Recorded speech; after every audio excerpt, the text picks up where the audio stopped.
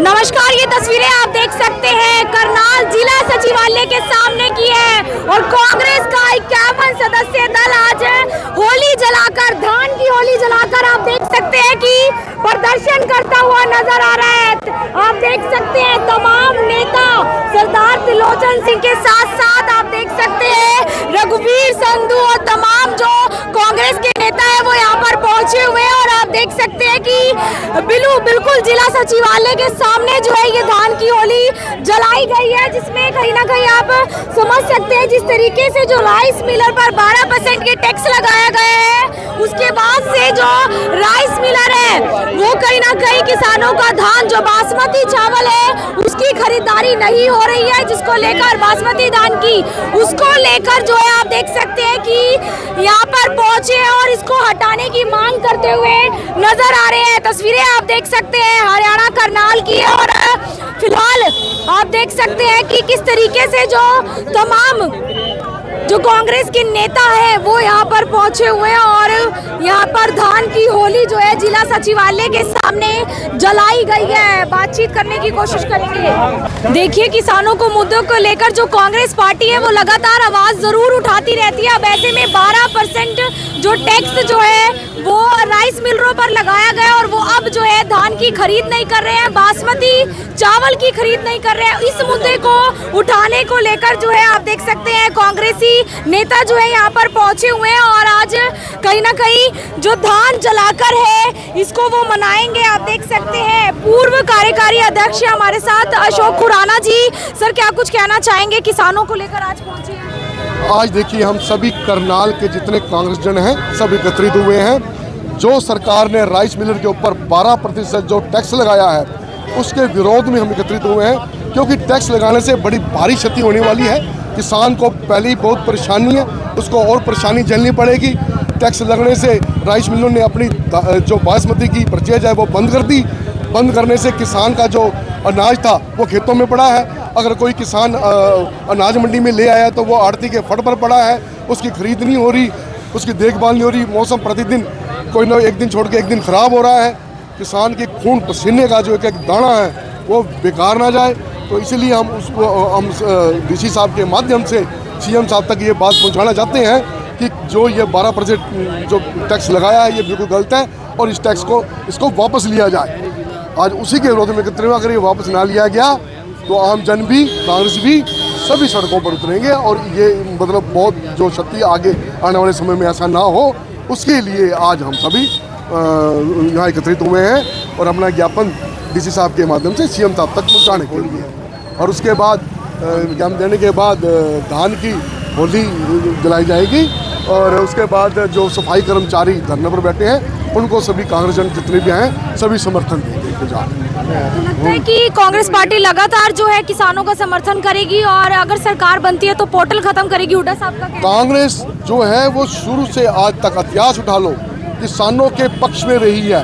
हमारे भूपिंदर सिंह हुड्डा जी जब मुख्यमंत्री थे उन्होंने किसानों का जो भी कर्ज था, जो भी बिजली के बिल थे आते ही पहले फटके में माफ़ किए थे। जो वादा किया था उन्होंने पूरा किया और जो आगे भी समय है वो भी कांग्रेस जो हमेशा किसानों के पक्ष में रही और किसानों के साथ रहेगी। यहाँ पर आगे की तरफ जो है आप देख सकते हैं कि लगाई गई है कांग्रेसी नेता है तमाम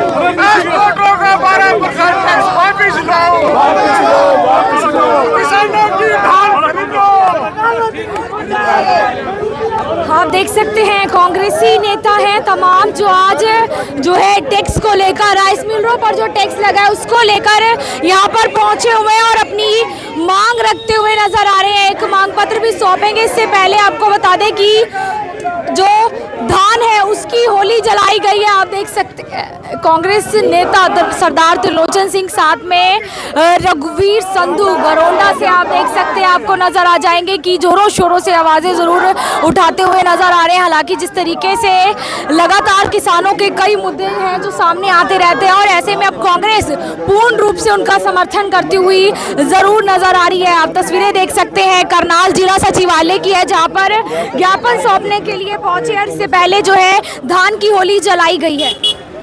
ये अटल बात है। ये हमारे भूपेंद्र सिंह हुड्डा जी खुद किसान हैं, सभी खुद किसान हैं, तो वो बिल्कुल इनका दर्द दुख को अच्छी तरह भली भांति समझते हैं। तो वो ये कोई बात कहने वाली नहीं कि कांग्रेस जो है वो हमेशा उसके किसान के हित में रही है। तो बिल्कुल किसानों के मुद्दों को लेकर पहुंचे हुए हैं सर, क्या कुछ कहना चाहेंगे, क्या मैं ये कहना चाहूँगा, मैं डॉक्टर नारायण एक्स सरपंच काछवा यही कहूँगा कि जो सीएम किसान को ये कहता है कि तू चावल निकाल के बेच, तो उसको किसानी के बारे में तो पता नहीं है।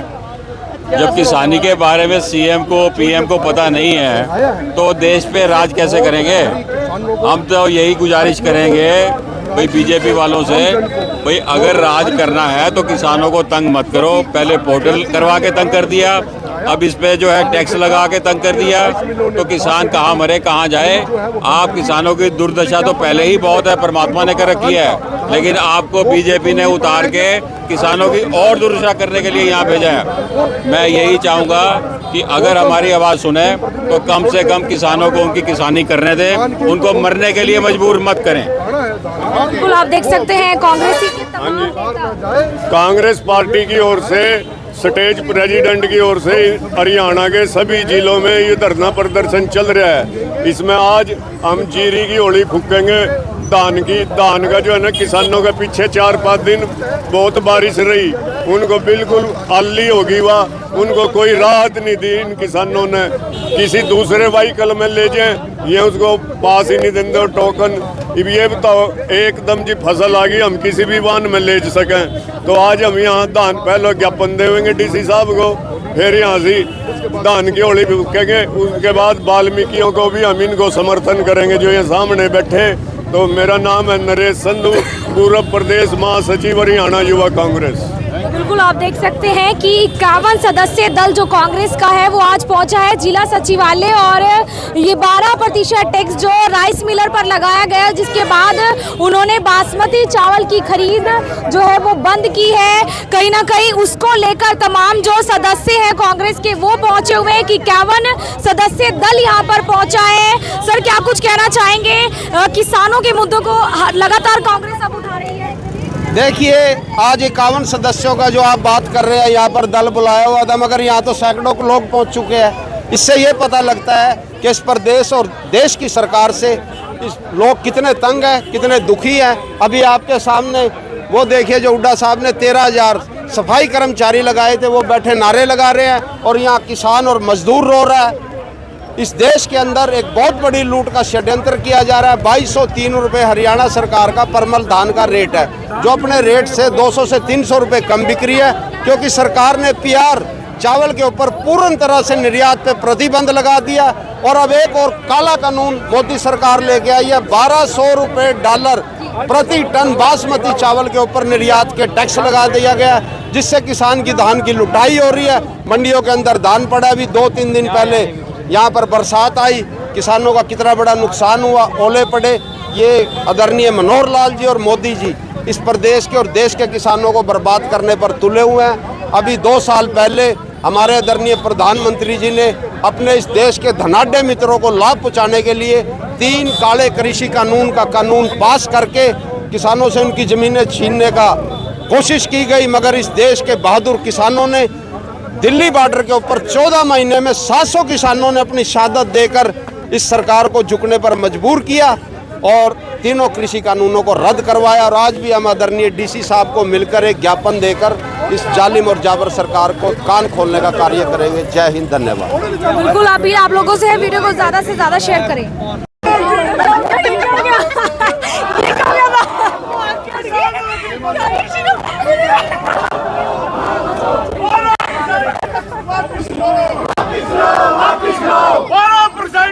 वापिस लो, किसानों का अत्याचार बंद करो, किसानों का अत्याचार बंद करो, हरियाणा सरकार मुर्दाबाद, हरियाणा सरकार मुर्दाबाद, केंद्र सरकार मुर्दाबाद, केंद्रीय कृषि मंत्री मुर्दाबाद। उनकी भी हमारी सकते। जो गरीब किसान है किस पे लेगा? अगर उसका निजी व्हीकल नहीं है और प्राइवेट व्हीकल पे तो उसके चलान कर दिए जाते हैं। किसान जाए तो जाए कहाँ? किसान आज फांसी लेने के कगार पर है। हमने लिखा है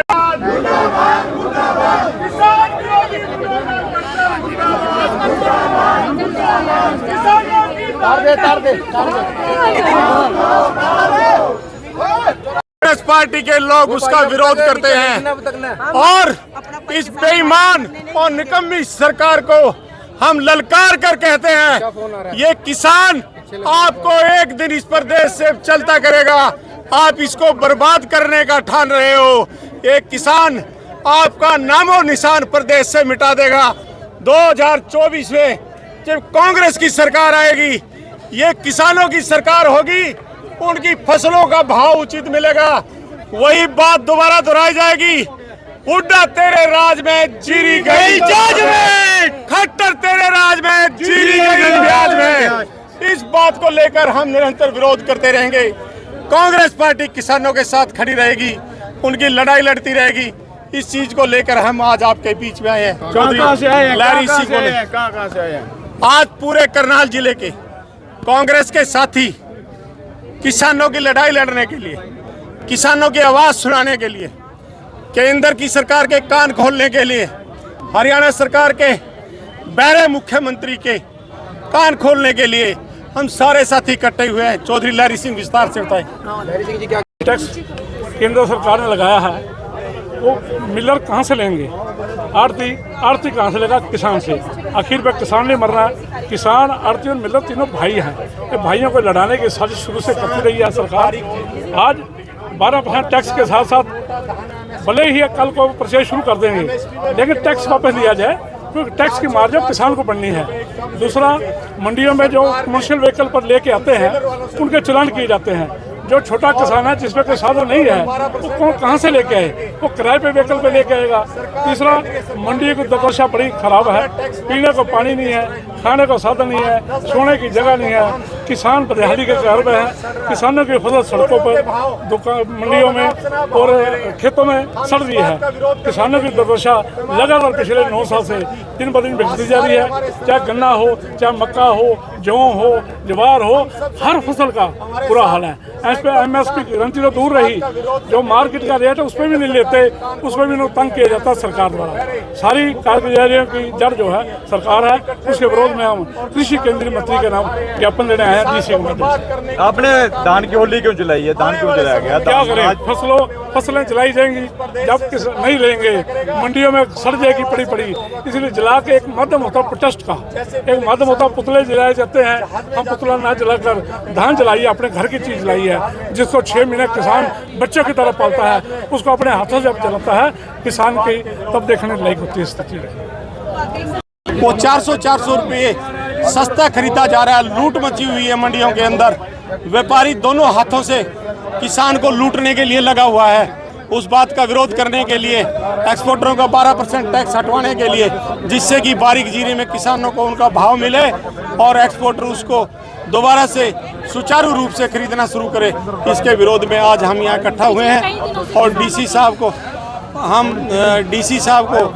के माध्यम से हम हरियाणा के मुख्यमंत्री, केंद्र के कृषि मंत्री और राज्यपाल के यहाँ अपना ज्ञापन पहुँचाना चाहते हैं। इसके लिए हम सारे साथी इकट्ठा हुए। पिछले कई दिनों से किसानों की जो धान की खरीद नहीं हो पा रही थी, बहुत सारी समस्या आई थी। अब ये समस्या आ गई है, किसानों को बर्बाद करने का समय है। किसान विरोधी सरकार है, इसको लेकर के हम आज सारे इकट्ठे हुए हैं और अब हम ज्ञापन देंगे डीसी साहब को। आप लोगों का बहुत बहुत धन्यवाद। फिर कर लेंगे।